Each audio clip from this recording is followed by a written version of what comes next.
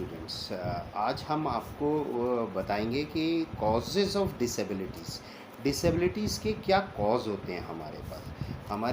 हमको 10 types of disabilities cause होती हैं जो हम आज आपको एक एक करके समझाएंगे। फर्स्ट कॉज क्या है डिसेबिलिटीज़ का? हेरिडिटी कॉज, जो हमको अपने मदर फादर से मिलता है और हमारे जो घर के अंदर से वो प्राप्त होता है। That is called heredity cause. इसमें क्या होता है कि इस मसल्स जो है वीक हो जाती है। जैसे मदर फादर अगर वीक है, उनको कोई भी प्रॉब्लम है और उनका प्रॉपर तरीके से जो है प्रॉपर तरीके से उनको नॉलेज नहीं है कि हमको किस तरीके से खाना है, प्रोटीन विटामिन्स कैसे रहना है, तो उनके उसका इफ़ेक्ट जो है वो बच्चों पे भी पड़ता है और उसका जो मसल्स है वो वीक होने लगता है, उसके बैकबोन में पेन होने लगता है और उसको जो है लोरोसिस, स्काइलोसिस और बैक पेन की जैसी डिफॉर्मिटीज़ जो है उसके अंदर आने लगती है। तो ये हेरिडिटी कॉज में होता है। सेकंड है फिज़िकल एलिमेंट्स। जो फिज़िकल एलिमेंट्स जो होते हैं, इसमें क्या होता है कि यह एक ऐसी बीमारी है जो कि छोटे बच्चों को पैदा होते ही बहुत सारी बीमारियों हो जाती है, बहुत सारी बीमारी हो जाती है, क्योंकि वो वीक होता है और इसकी वजह से उसके अंदर कई सारी बीमारियां जो है घर कर जाती हैं, जो उन्हें परमानेंटली फेस करनी पड़ती है। जो उसका खामियाजा जो होता है वो बच्चों को परमानेंटली फेस करना पड़ता है। जैसे चिकन पॉक्स हो जाना, और उसकी वजह से क्या होता है कि उनको ब्लाइंडनेस हो जाती है और वो हमेशा पूरी ज़िंदगी झेलते हैं। ब्रेन फीवर हो जाना, तो बहुत तेज़ से बुखार आ जाना और वो दिमाग के ऊपर चढ़ जाता है बुखार ब्रेन फीवर में, और उनका दिमाग कमज़ोर हो जाता है। फिर उनके जो है मसल्स जो है वीक होने लगते हैं, बॉडी कमज़ोर हो जाती है। तो ये किस में आता है? एक फ़िज़िकल एलिमेंट्स डिफ़ॉर्मिटीज़ में, फ़िज़िकल के ऊपर अफेक्ट करता है। फिर मेंटल फैक्टर तीसरा पॉइंट्स है जो हमारे दिमाग के ऊपर अफेक्ट करता है। ये प्रॉब्लम जो है बायोलॉजिकल या साइकोलॉजिकल या इन्वायरमेंटल कारणों की वजह से हमारे ऊपर अफेक्ट करता है। ये बायोलॉजिकल, साइकोलॉजिकल और इन्वायरमेंटल जो है वो हमारे ऊपर अफेक्ट करता है, जिससे हमारे मेंटल स्ट्रेस बढ़ने लगता है, जिससे हमारा जो है मेंटल स्ट्रेस बढ़ने लगता है और उससे क्या है कि हमारा दिमाग जो है कमज़ोर होने लगता है।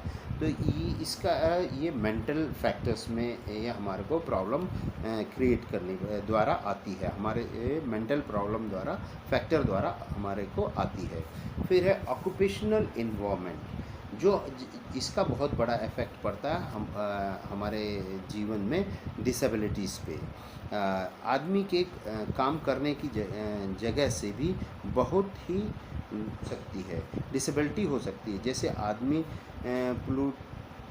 पॉल्यूटेड एयर में काम करता है, जैसे खदानों में काम करना, तो क्या होता है कि उसमें माइंस में जब हम काम करते हैं तो उसमें डस्ट होता है और हमारे लंग्स में हो जाता है, जिससे हमको अस्थमा की प्रॉब्लम क्रिएट होने लगती है।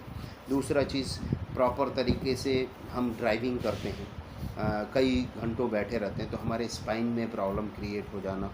तो इस तरीके से कंप्यूटर पे हम बैठते हैं तो हमारे उससे क्या है कि आँखों पे अफेक्ट पड़ता है। तो इस तरीके से जो है ये ऑक्यूपेशनल जैसा हमारा पेशा होता है उसका भी इफ़ेक्ट हमारे जो बॉडी के ऊपर पड़ता है डिसेबिलिटीज़ पे। फिर नेक्स्ट आता है हमारा फिज़िकल फैक्टर्स, जो फिज़िक के ऊपर फैक्टर करता है। ये बहुत सारी शरीर की दिक्कतें जो होती हैं वो फिज़िकल फैक्टर की वजह से होती हैं। मतलब हमारे फिज़िक की वजह से काफ़ी हमको प्रॉब्लम क्रिएट होने लगती है, जिसमें हीट, कोल्ड, लाइट, प्रेशर और नॉइज़। मतलब जैसे हम बहुत ज़्यादा लाइट वाली जगह पे काम करते हैं तो हमारे को क्या होता है कि हमारे जो विज़न है उसमें प्रॉब्लम क्रिएट होने लगती है। हमारी जो पलकें हैं वो हम झपकाने लगते हैं, आँखों को बार बार बंद करते हैं, खोलते हैं, या आँखें हमारी जो है वो स्प्रेड होती है, फैलने लगती है। हम किसी भी चीज़ को देखते हैं तो बहुत ज़्यादा आँखों पे ज़ोर देते हैं।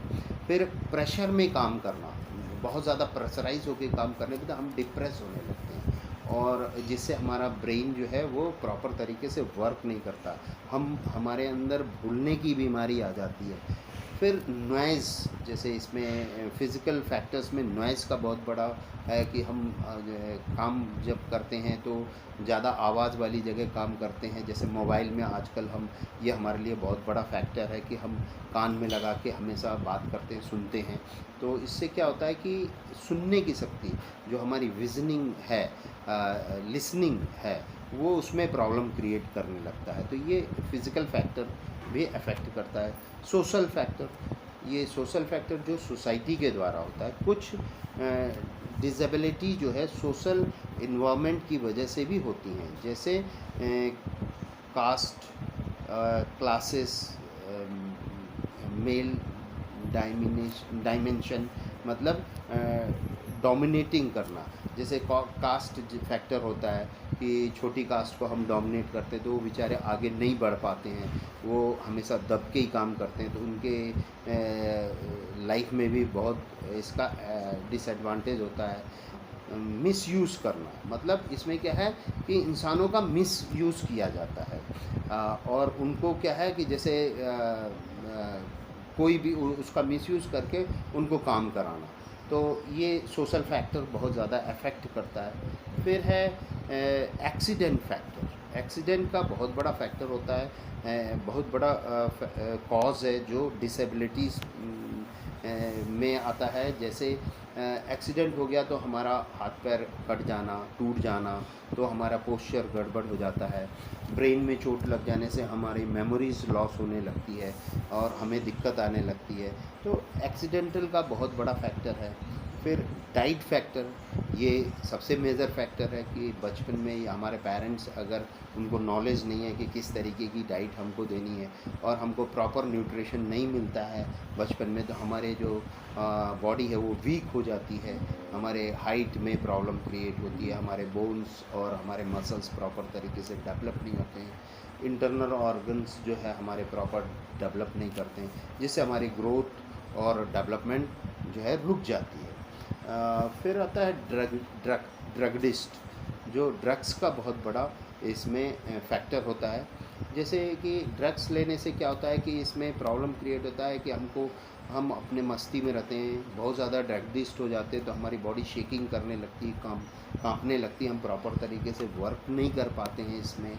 और उसके बाद क्या होता है कि हमें जो विज़न पे इफ़ेक्ट करता है, हमारा ब्रेन के ऊपर ये धीरे धीरे ब्रेन को वीक करने लगता है, एंड इंटरनल ऑर्गन्स को, डाइजेशन सिस्टम को गड़बड़ करता है, जिससे हमारी प्रॉब्लम क्रिएट होती है बॉडी में।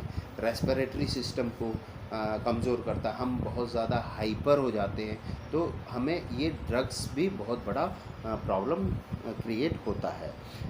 फिर आता है लैक ऑफ एजुकेशन, कम नॉलेज। जब हम कम पढ़े लिखे होते हैं तो हम प्रॉपर तरीके से अपनी बॉडी का केयर नहीं कर पाते हैं, और जिससे हमारी बॉडी प्रॉपर तरीके से डेवलप नहीं होती है। हम कुछ भी खाने लगते हैं और हमें बीमारी से भी उतना ज़्यादा बीमारी के बारे में भी नॉलेज नहीं होती, तो हम प्रॉपर तरीके से ट्रीटमेंट नहीं करा पाते हैं, जिससे हमारी बॉडी के अंदर डिसेबिलिटीज़ आ जाती हैं। तो ये आज आपको मैंने 10 पॉइंट्स जो हैं ये बताए हैं, जो कि कॉजेज़ ऑफ डिसेबिलिटीज़, ये 10 पॉइंट्स आपको हमने समझाया है। अब हम आपको समझाएंगे कि टाइप्स ऑफ डिसऑर्डर मैंने पहले बताया आपको कि वो 4 टाइप्स के डिसऑर्डर्स होते हैं हमारे अंदर। तो आज हम उनमें से एक जो है उसको समझाएंगे आपको, कि पहला है ADHD। ये बहुत ही इम्पॉर्टेंट है 1 मार्क्स के क्वेश्चन में भी, कि जैसे आ जाएगा आपको कि ADHD का full form, write down ADHD full form, तो आपको फुल फॉर्म लिखना पड़ेगा इसको। तो ये आप, और या फिर फुल फॉर्म दे देगा आपको और उसको शॉर्ट फॉर्म में कन्वर्ट करना रहेगा। तो ये बहुत ही इम्पॉर्टेंट क्वेश्चन है कि 1 मार्क्स में जो आता ही आता है। ADHD ये शॉर्ट फॉर्म है, attention deficit hyper activities disorder, इसका फुल फॉर्म है ADHD का। तो ADHD का है क्या चीज़? This is a kind systems which are directly related to human behavior। ये क्या है? डायरेक्टली रिलेशन है इसका ह्यूमन बिहेवियर से, इंसान के बिहेवियर से इसका डायरेक्टली रिलेशन है। In this of disorder, a person can look his attentiveness and can be hyper activities and impetus in his normal behaviour. मतलब वो क्या है कि अपने नॉर्मल बिहेवियर से हट के वो काम करने लगता है। इसमें ये क्या होता है कि एक ऐसा प्रॉब्लम है जो जनरली बच्चों में पाया जाता है, जैसे कि वह ज़्यादा हाइपरटेंशन में होता है या किसी चीज़ पे फोकस नहीं कर पाना, वो कंसंट्रेट नहीं कर पाता है और एक जगह प्रॉपर तरीके से वो बैठ नहीं पाता है। ये इसमें इस तरीके की प्रॉब्लम क्रिएट होती है। If we she medically to this condition, then we have to observe that how we can someone sit silently, focus and pay attention. मतलब वो क्या है कि प्रॉपर तरीके से साइलेंटली एक जगह नहीं बैठ पाता है और वो किसी चीज़ पे फोकस नहीं कर पाता है। तो ये इसके अंदर ADHD का ये सिम्टम्स होता है। अब आते हैं हम सिम्टम्स ऑफ ADHD। ADHD का क्या सिम्टम्स है? तो पहला क्या है?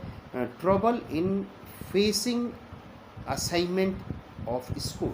उसको, उस बच्चे को सबसे ज़्यादा प्रॉब्लम क्या होती है कि स्कूल का कोई भी वर्क होता है, कोई भी असाइनमेंट मिलता है तो वो उसको प्रॉपर तरीके से कर नहीं पाता है वो, और उसको इसमें प्रॉब्लम क्रिएट होता है। फिर दूसरा प्रॉब्लम क्या होता है कि problem in focusing on instruction. अगर क्लास में कोई भी इंस्ट्रक्शन दिया जाता है, क्या कोई टीचर कोई चीज़ बताता है या करने को कहता है तो उसको प्रॉब्लम क्रिएट होती है, उसको बहुत ज़्यादा प्रॉब्लम होती है। जैसे टीचर ने उसको बोला कि आप रीडिंग करो तो वो रीडिंग नहीं कर पाएगा, उससे क्वेश्चन आंसर पूछेंगे तो वो एक्सप्लेन नहीं कर पाता है। तो ये सारी प्रॉब्लम आती हैं। तीसरा है mainly forgetting things like homework. वो क्या है कि अधिकतर भूलने की बीमारी होती है। उसको कोई काम करने को दो तो वो काम, बाज़ार में जाएगा सामान लाने को तो आधा सामान भूल जाएगा। क्लास में होमवर्क दिया जाता है तो होमवर्क वो भूल जाता है। तो वो किसी भी चीज़ को भूलने की उसके अंदर बीमारी ज़्यादा हो जाती है।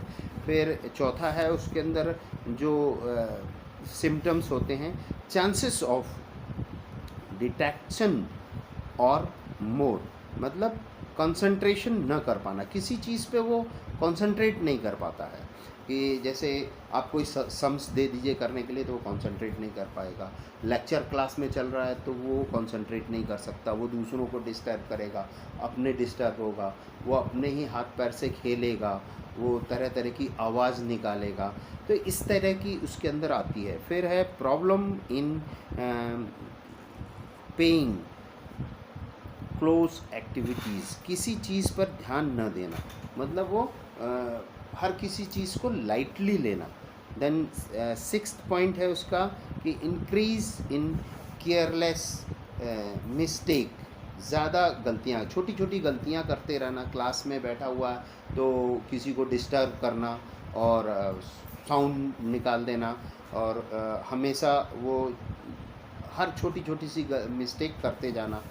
फिर सेवेंथ प्रॉब्लम ये आती है उसके अंदर कि किसी काम को करने में प्रॉब्लम होता है उसको, मतलब वो कोई भी काम को समझ नहीं पाता है एंड दूसरे के कामों में दखल देना। कोई काम कर रहा है तो उसको डिस्टर्ब करना। तो ये ADHD के जो है सिम्टम्स हैं बच्चे के अंदर। किस तरीके इससे, इन सिम्टमों से पता कर सकते हैं कि हमको उसको ये बीमारी है। फिर कॉजेज़ ऑफ ADHD, क्या कॉज हैं ADHD के?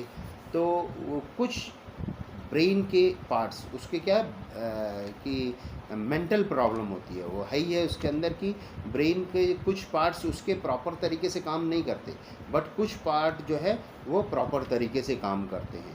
तो जो पार्ट उसके प्रॉपर तरीके से काम नहीं करते हैं उसी में वो उसको प्रॉब्लम क्रिएट होती है।